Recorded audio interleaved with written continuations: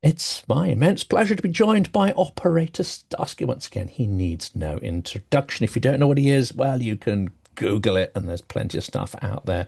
OS, welcome to the channel. Hello, my friend. Thank you so much for invitation. Glad to see that you're fine after the trip to Ukraine. I hope that everything was okay and you liked it.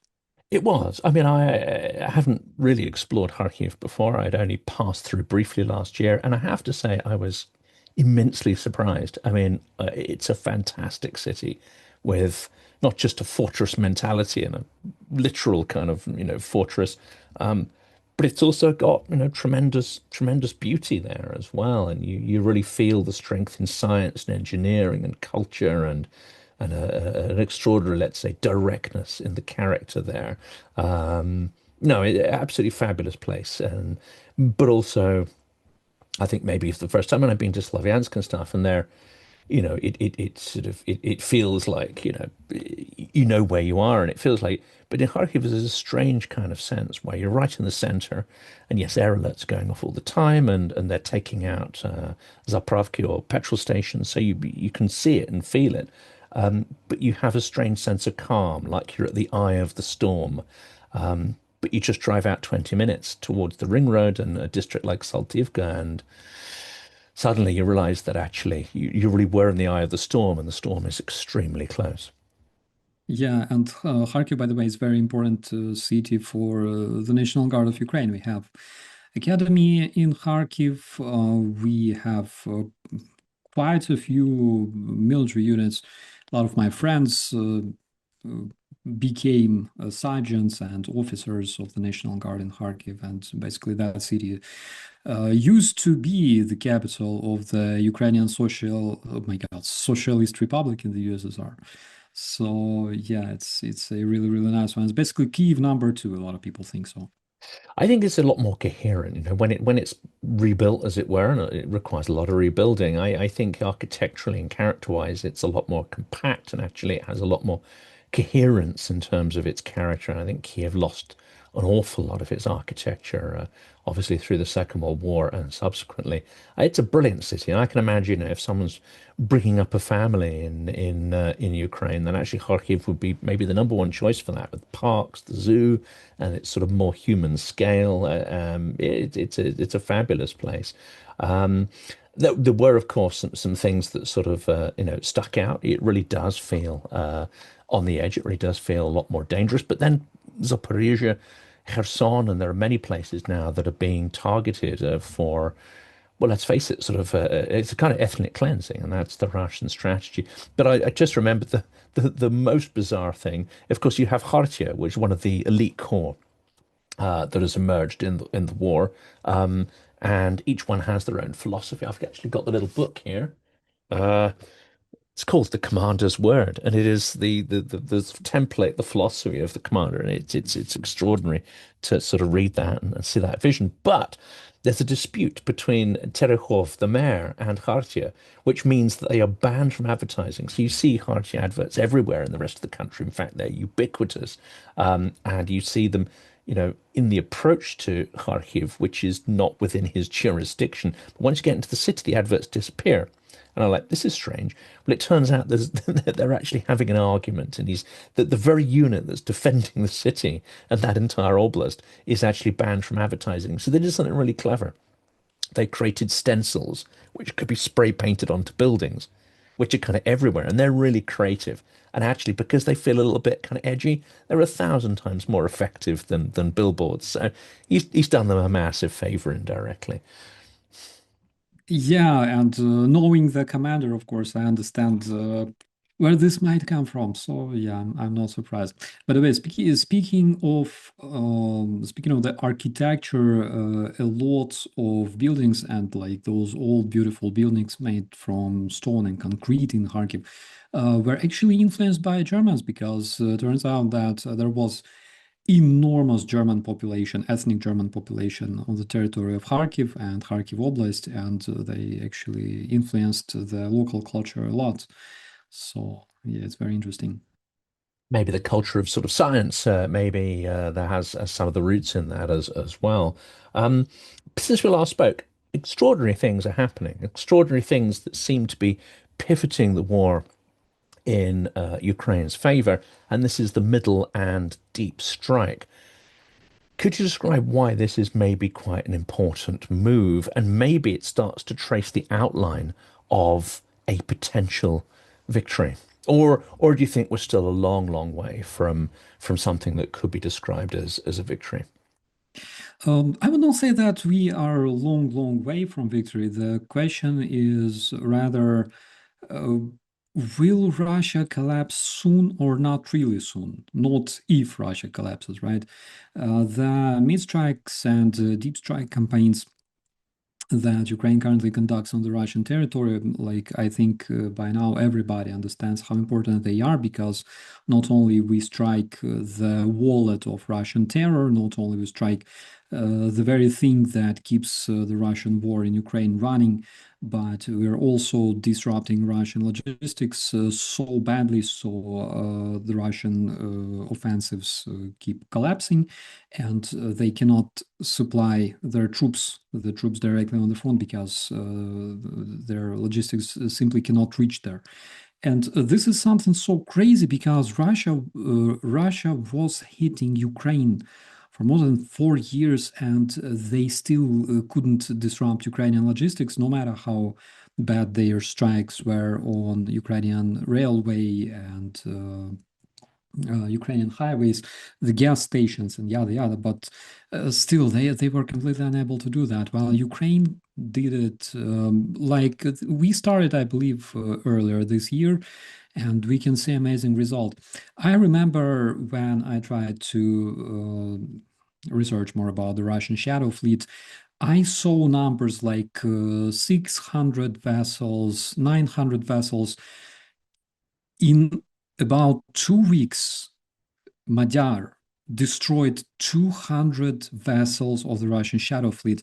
How crazy is that? Just think about it. And basically, Shadow Fleet was the channel to relocate and smuggle all sorts of Russian resources. And now, basically, if there were 600 vessels, like let's say more optimistic variant, right? Then one third of it is gone in just 2 weeks, and Russia keeps struggling for more than 4 years and cannot do basically anything.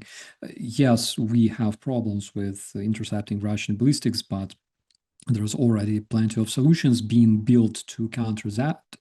And we can see that Ukraine keeps reaching its several military objectives. First of all, uh, eliminating more Russians than are being recruited on a monthly basis. We're almost there because the Russian numbers were approximately around 30, between 25 to 35,000 orcs per month being recruited. And this year, every single month, we eliminated around 30,000 Russian personnel on a monthly basis. So we are approximately there. And secondly, make this war so expensive and so uncomfortable for Russians, not only for Russian military, but of course for their society, that they will simply stop fighting because they will understand that it's too painful. This cactus is too painful to swallow, right? And we can already see this happening as well, because with Ukrainian strikes on Russian logistics, and especially on wild berries, on Ozon, those warehouses, we can see that we brought the Russian war not only to the Russian territory, but also into Russian civilian economy, which is very, very important. People who say, how can you strike civilian businesses in Russia, really don't understand a very simple fact that 50% of Russian taxes are spent on war in Ukraine. And that is why basically everybody who pays taxes to the Russian budget is currently a legitimate target. Sorry for being cynical, but this is true because their taxes actually fund the Russian atrocities in Ukraine. And that includes any Western company that is operating there and contributing tax as well. Just a heads up to all those who are misguided enough still to be functioning there. well, hopefully your production facilities and warehouses will be targeted as well, and your losses will be tremendous. I can say that gladly, not working for any of them anymore. Um, but it's not just Wildberries. In fact, there's still a long way to go.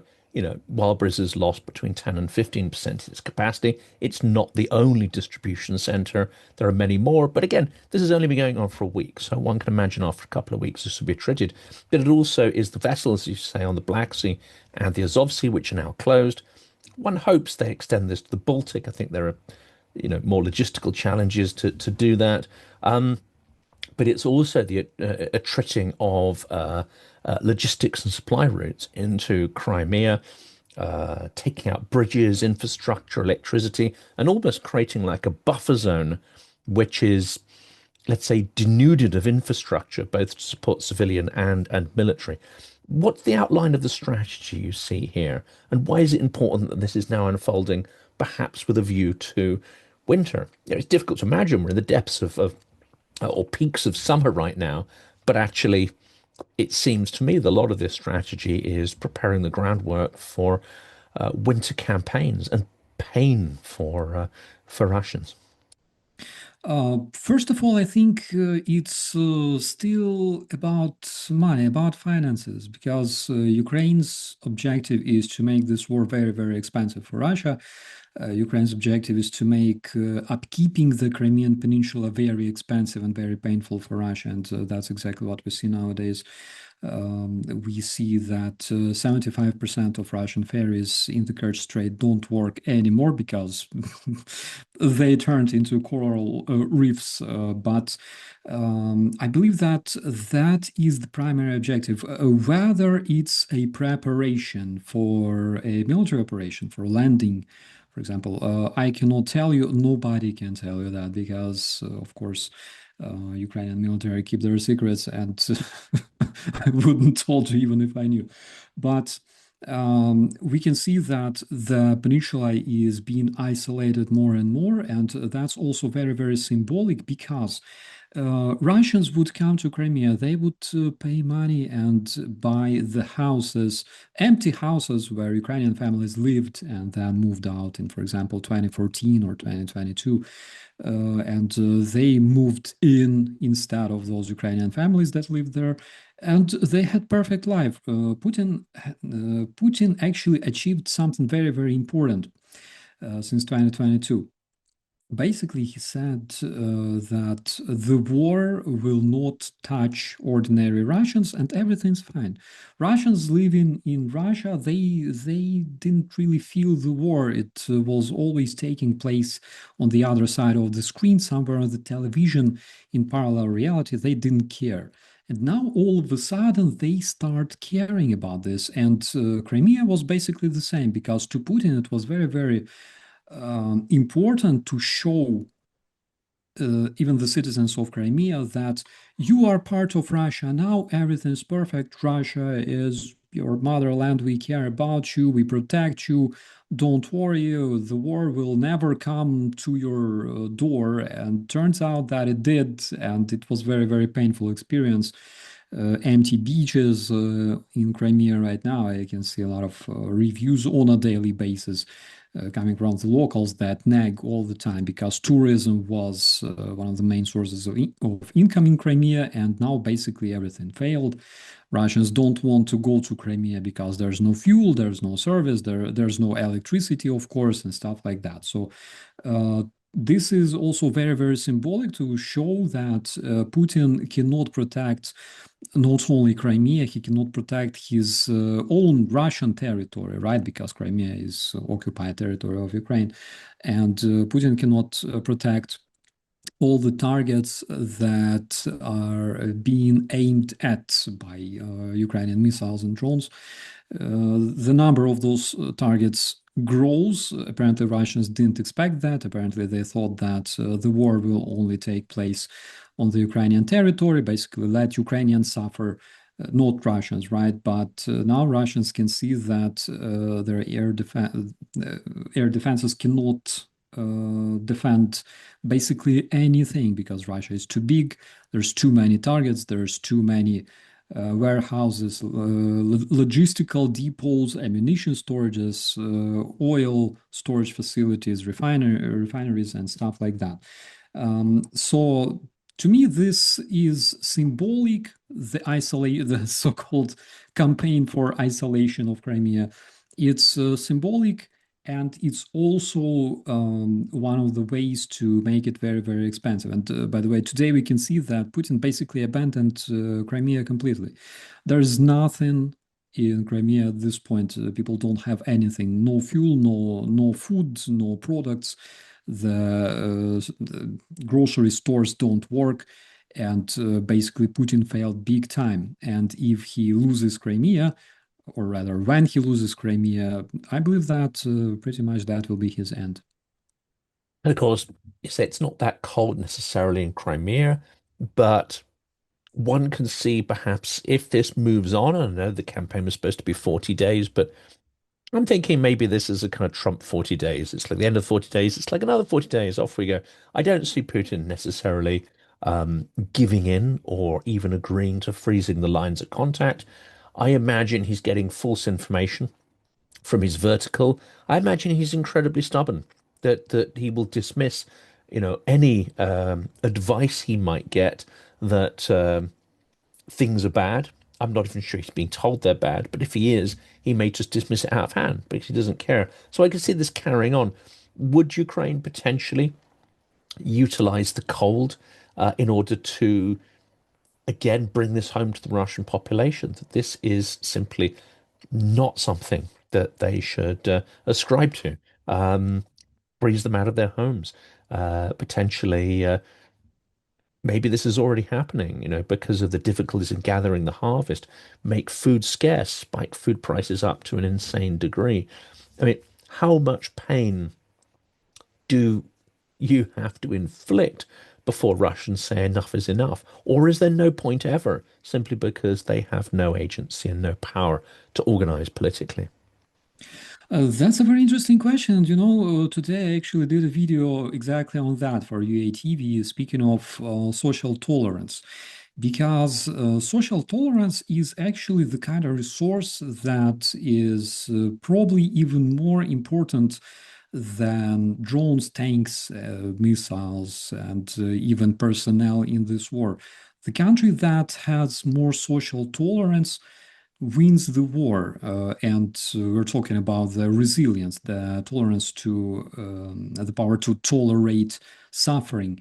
And there's a very, very big difference between Russians and Ukrainians here, because Ukrainians understand that they are fighting for their survival. Ukrainians understand that if they stop fighting, if the armed forces of Ukraine stop fighting, then we will disappear, because we didn't choose this war, right? We had no option, we had no choice but to defend ourselves. Russians, on the other hand, they chose to come to Ukraine and fight and occupy Ukrainian territory.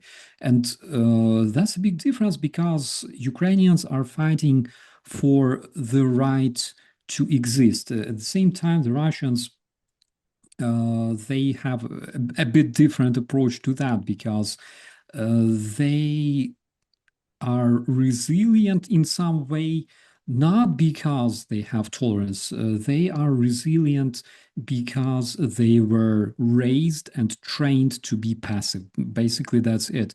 You don't talk about politics, you don't criticize Russian politics, and Kremlin will keep the war away from you. That's like, this agreement between them, but even this is It's the shattering. bargain with the devil, as it were, in the Kremlin.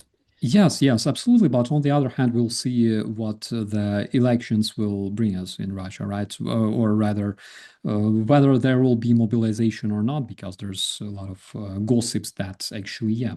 Yeah. And yeah, That's the one, but I don't understand, OS, is why are they even waiting for elections when elections are a farce, when we know that the elite, I mean, one of the people I follow who actually writes, I think, very well on this, Elvira Bari, says that what you have in Russia is a caste system where the higher caste, who have no understanding whatsoever of trade, of Targovlia, of and no interest whatsoever in the sort of modern economy, only in power and extractive industries, that actually they try to eliminate competition from the system. Therefore, they want to choose who wins elections, not leave things up to chance.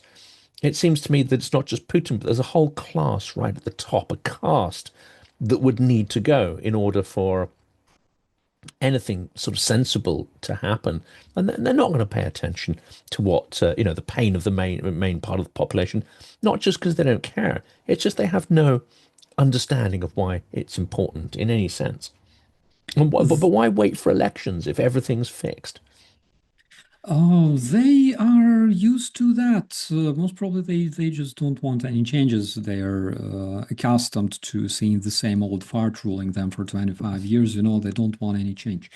Uh, but the Russian top management, the Russian so-called leadership, the Russian dictatorship, um, doesn't have understanding not only in that, but generally in the military situation itself. Because, as you said, and I completely agree with you, Putin receives distorted information about the situation on the front line. Basically, when he talked about Kupiansk being taken, when he invited journalists from different countries to go to Kupiansk and actually see it, while Kupiansk was never taken. When he talked about Konstantinivka being completely taken by the Russian troops, again, President Zelensky laughed at him and said that, bro, if Konstantinivka is taken, you can go there and meet me there, right? Um, and what does it tell us? It tells us that either he receives completely distorted information coming from his generals, from his supreme commanders, which, by the way, is also confirmed because we saw the Russian maps hanging in the Russian general staff headquarters, and we saw that a lot of territory that belongs to, and is controlled by the Ukrainian troops is marked as if being taken by the Russians. So they actually believe that those territories belong to them now. And besides that, why does Putin tell lies to his population? Another reason might be, of course, because Putin wants to present at least some kind of gains, some kind of territorial success of the Russian terrorists, because for more than a year, basically, they didn't have any successful advance, any gains that they could brag about. And people keep asking, so, like, why do we suffer? Why do we have to sleep in the lines to the gas stations? Why do we have to lose money? Why do we have to withstand growing prices? Why do we have to bury our sons and fathers? What is this suffering for? What's the goal? Where are the gains? Where are the territories? All right, why Zaporizhia, Kherson, that are marked officially as parts of the Russian territory on the Russian maps, they don't belong, and they're not being controlled by Russians. And people ask, so, like, what's the point? Why do we suffer? For what? For what reason? And probably that's another reason why Putin has to literally lie to his citizens that we took this, we took that, we took Kiev, we took Lviv, Uzhhorod, it's there, it's Russian. You can go and check yourself. And of course, not a single Russian will go there because it's like who from a person from Vladivostok would not spend like month in train to literally go and check out beautiful Ukrainian forests and cities, and of course they're not welcome there anyways.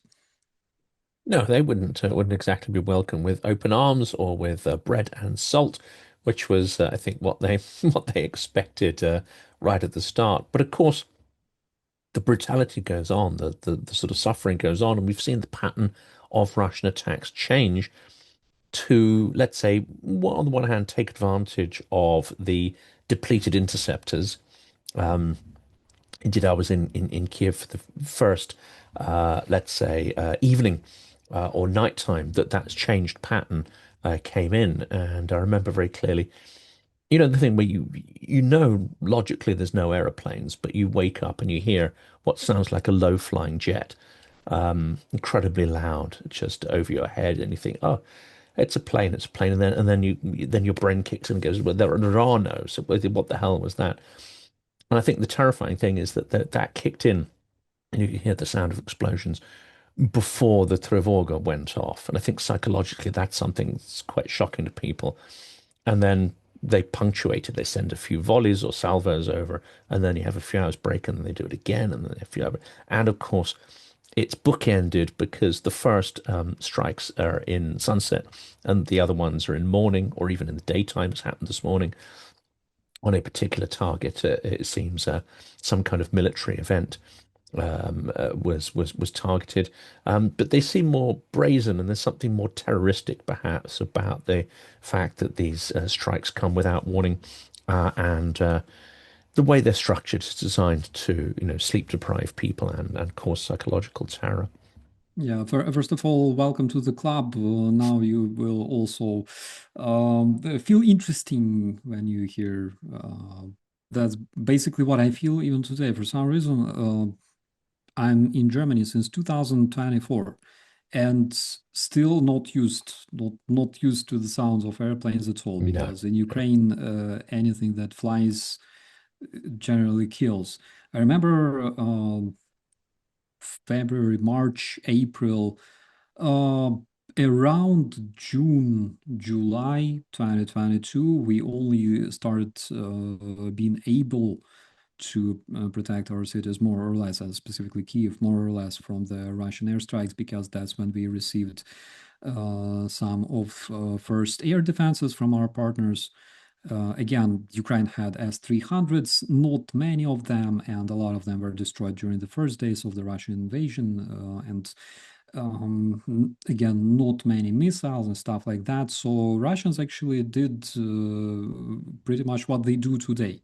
In the first months of the war, when they would massively strike Ukraine and Kiev, specifically with ballistic missiles and cruise missiles, and you couldn't do pretty much anything, especially to ballistic missiles that could not be intercepted at all.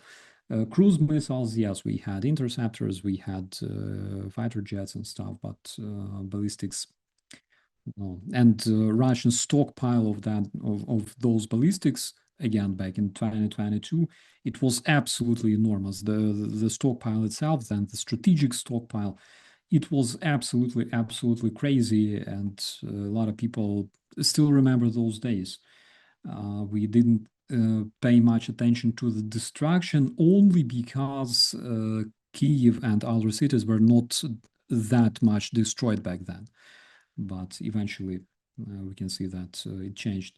Um, Returning to your question about the winter time, because it's very important, it's also very important to understand that what Ukraine is preparing for, we are preparing for very harsh winter, for very difficult winter this year. Of course, it will be much difficult than previously, and those winters were not easy.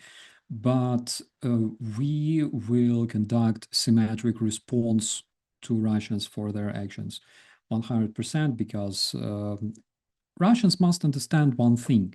All the missiles that they shoot at Ukraine, according to the laws of karma, they all return back.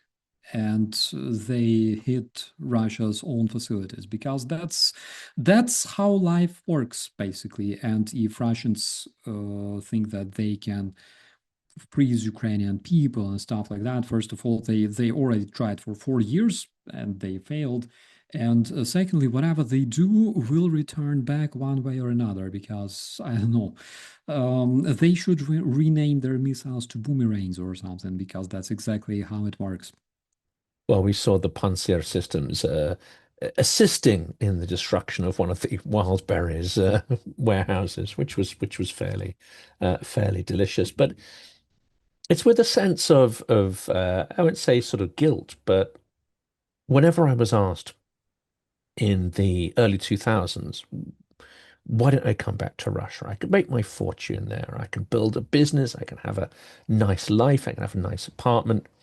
I already understood from the late 90s onwards that you could do that, but at any point someone would come along and take it from you for no really good reason, or everything you've built could be wiped out and destroyed just in the blink of an eye, because of some, capricious decision of a demented czar. It was absolutely clear, and it took a few other people, a few more years to figure this one out.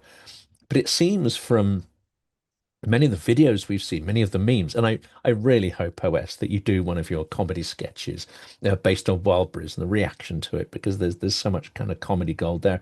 But it genuinely seems that there are many, and Muscovites especially, who've created an extraordinary bubble around themselves, and they are so disconnected from political cause and effect that they genuinely don't understand what's going on.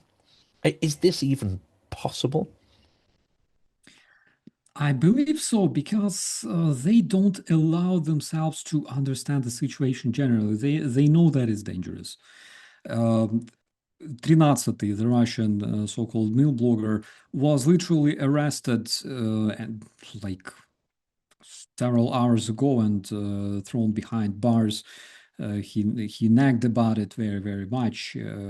Basically, he's like Girkin now, and Girkin was Russian hero for Russian population. He was a Russian hero who invaded Donbass and Crimea in 2014 and basically fueled the war early in 2014-15. So it's very, very dangerous to actually participate in this, talk about this, discuss this. Nothing actually changed since Soviet times. I believe that this reflects they carry through generations in Russia that you only have a kitchen to talk about such things and whisper, in whispering voice, not loud because someone wrote 40 million reports on their neighbors in the Soviet Union somehow. So they don't allow themselves to think and to understand this because they understand that it's dangerous and it's like territory they actually don't want to enter. Russians want to have peaceful life.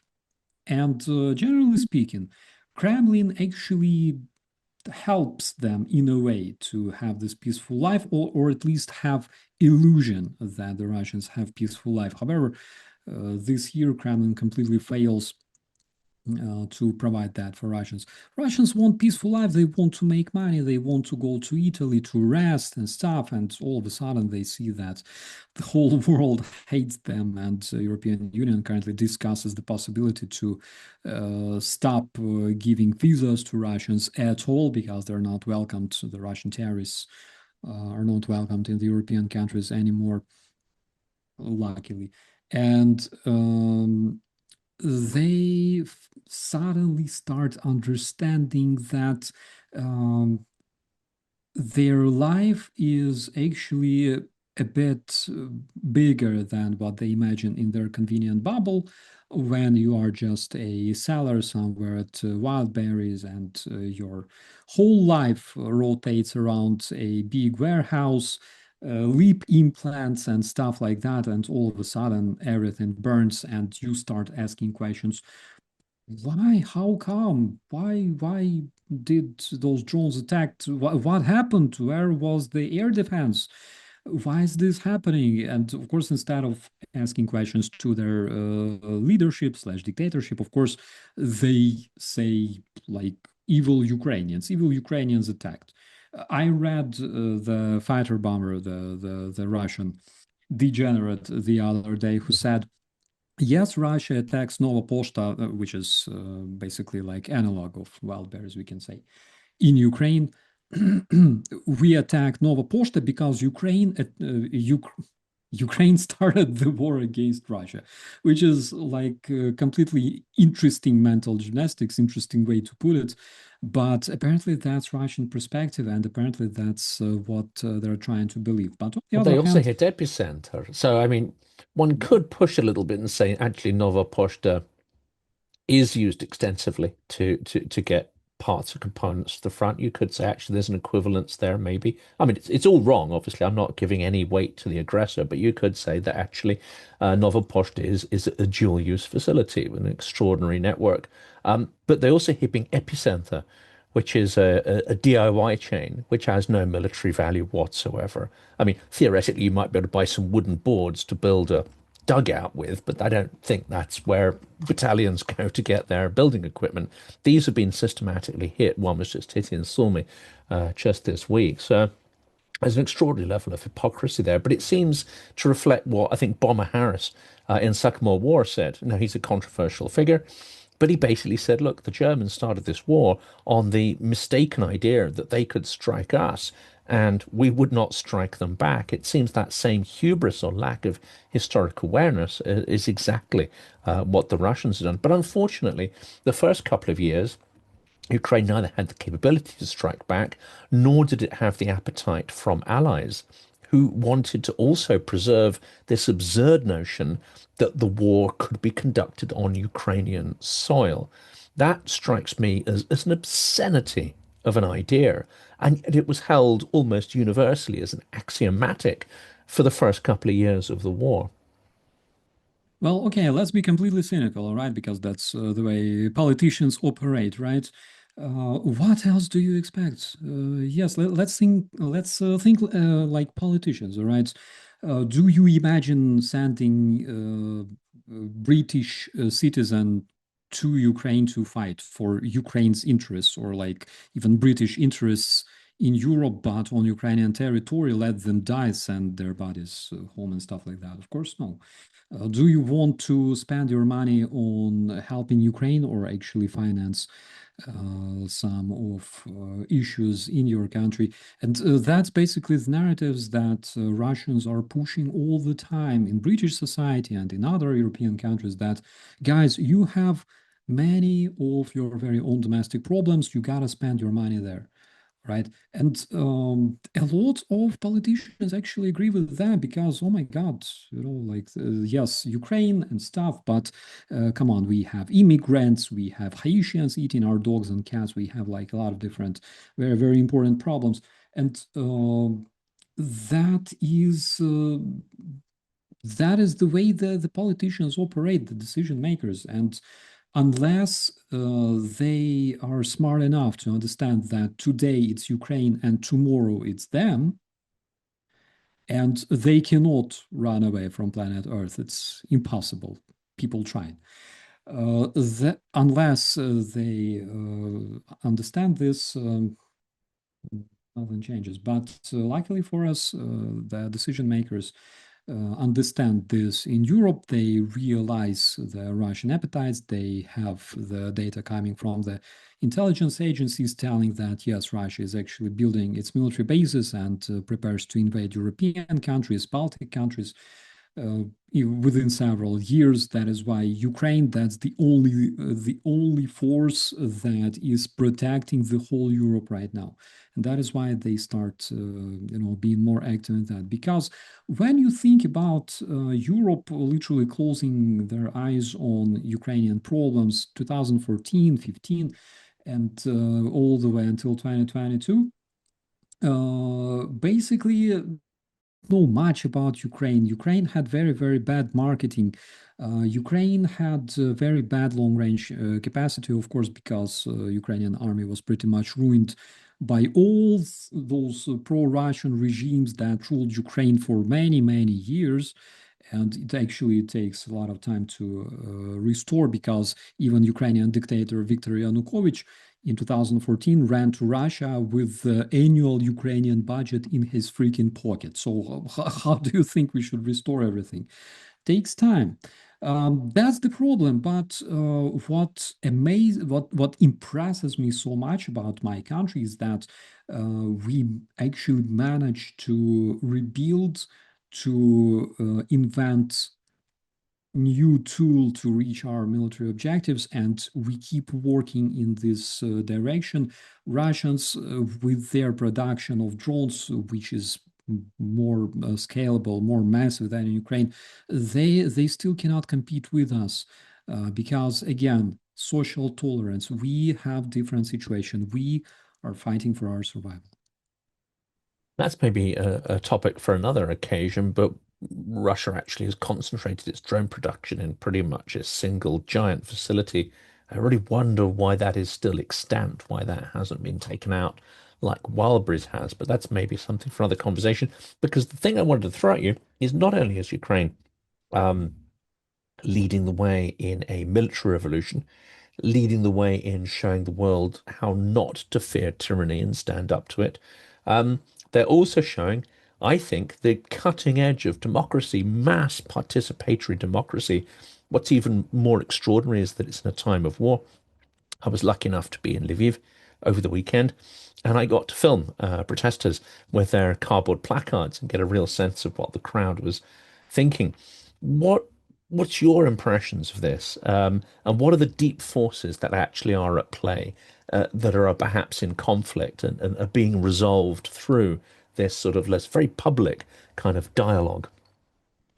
That's again one of the things that makes Ukrainian people and Russian people completely different species, I would say. We're like from different planets because in Ukraine we have this public democracy. It's very, very widespread in Ukraine.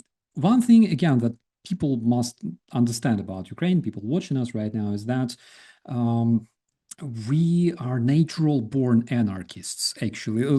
Generally, anarchy only survived and worked for a while in Ukraine in the 20th, yeah, of like 1920s, approximately. Nestor Makhno, his story, the only place on earth where anarchy actually worked was Ukraine. Early in the previous century, and that's something in our genes.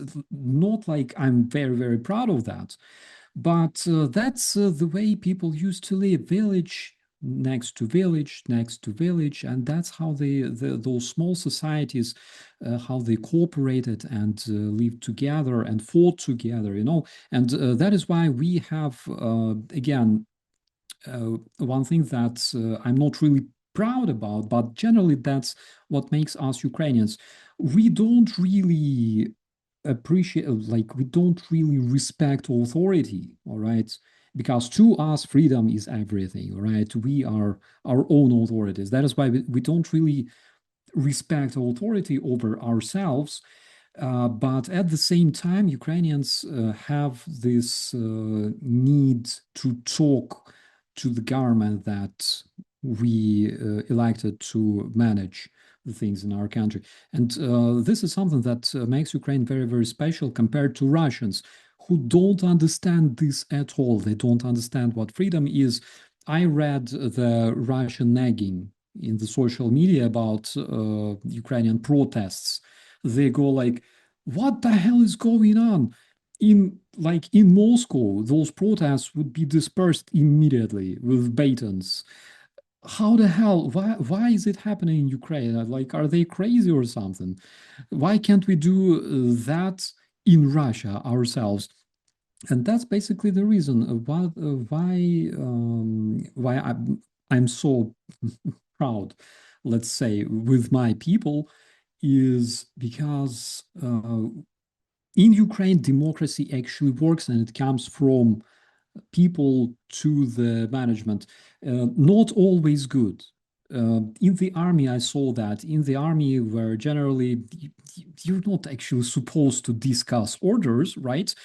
I had several cases when, for example, a private would argue with an officer telling him that, sir, actually, this plan sucks. This plan is bad. Like, dude, like, don't do that, all right? But that's what you see in Ukrainian army from time to time. It's not something that we can be proud of course, but that's what makes us Ukrainians, because actually some people might know better, and that is the difference between Ukrainian society and Russian Hmm. society, because the gap is absolutely enormous and people cannot even imagine how big it is.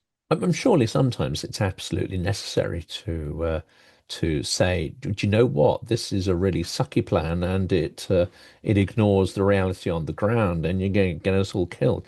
I mean, this seemed to be the subtext behind many of the protests, where yes, we have the figures of Sersky, we have the figure of Fedorov, and neither are the angels or devils that they're made out to be. You know, there's more complexes behind the scenes. But it does seem, the psychological foundations of this is that everyone, and Anna and I talked about this earlier in the week.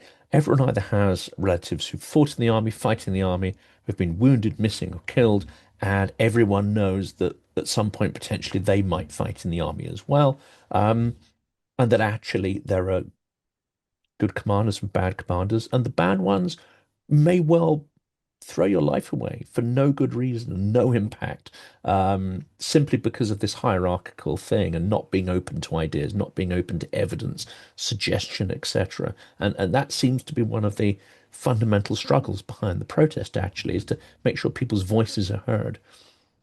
I absolutely agree with you, my friend. And you keep thinking like this until the moment you become an officer yourself, and or sergeant, and you start having your very own subordinates who, instead of like listening to your orders, they actually discuss those orders. And that's like it's very good. It's a very noble desire to actually do better, all right, propose, offer something for your unit. But in order to do that, go and study in the school for sergeants or in the academy, receive your like stars, and then all right, So at the end of the then day, you have to actually execute an order. You know, once everyone's debated it, you still have to go and do something, surely. yeah, exactly. Like all of us want to live, all of us want to survive. And by the way, officers, they risk their lives as well because Russian missiles don't care if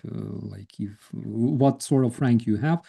I lost my very, very good friend, call sign Kaiman. He was a company commander in Liman, and uh, we all want to survive. We all want to make life better, and we want to achieve our objectives. But in the end of the day, I believe that uh, army needs to remain an army because it's not like in a commercial company when you have plenty of staff and they all can discuss what's the strategy might be. No, what makes army effective is basically chain of command and the way it operates, subordination, all that, and discipline.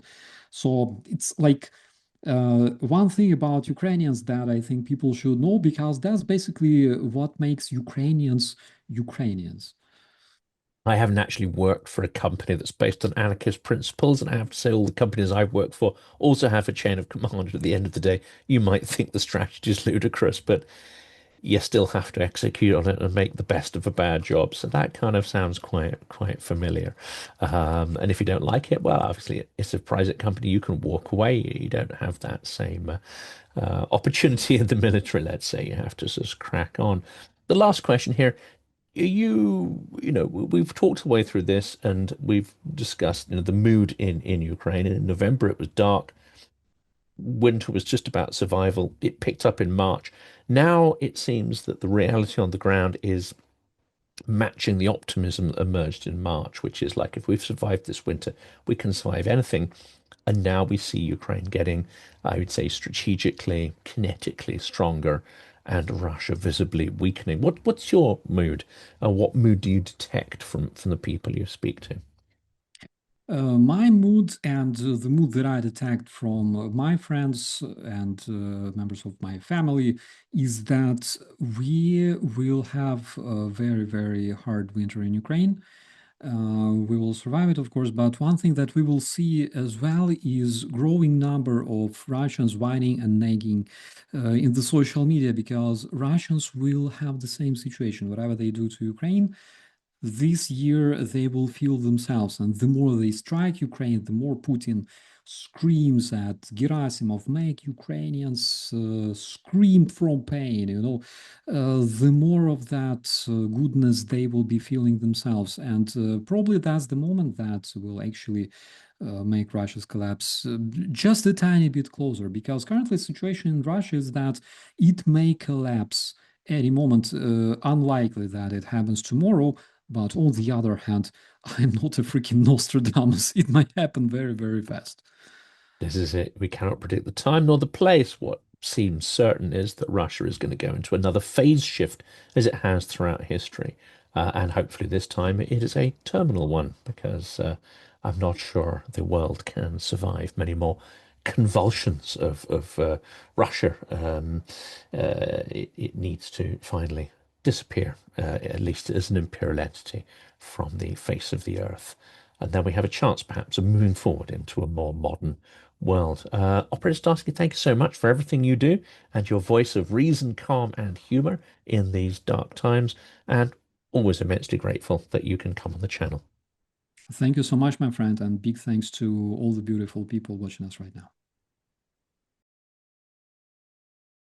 Khartiia is a Ukrainian corps operating around Kupiansk, which is a critical area of the front. Now, this campaign won't be for everybody. It is a kinetic campaign in that we are crowdsourcing here for funds to buy vampire drones, 15 in fact. 5 of those have already been achieved in this campaign, but we are looking to scale this up to get the full amount of $40,000 US. That's going to Dzyga's Paw that are handling this. This is an incredibly important campaign. There are many creators who are taking part in this. My view is that it's not enough at this point just to help Ukraine to survive. It's not enough just to invest in humanitarian causes. Not everyone's going to be comfortable with this, but they have to remove the invaders from their lands. To do that, they need the skills, the munitions, the weaponry to achieve that. This is where these vampire drones come in. So please, this isn't a full polished promo. I'm still working on that, but the campaign launches today. Please do check it out and, of course, help in any way that you can.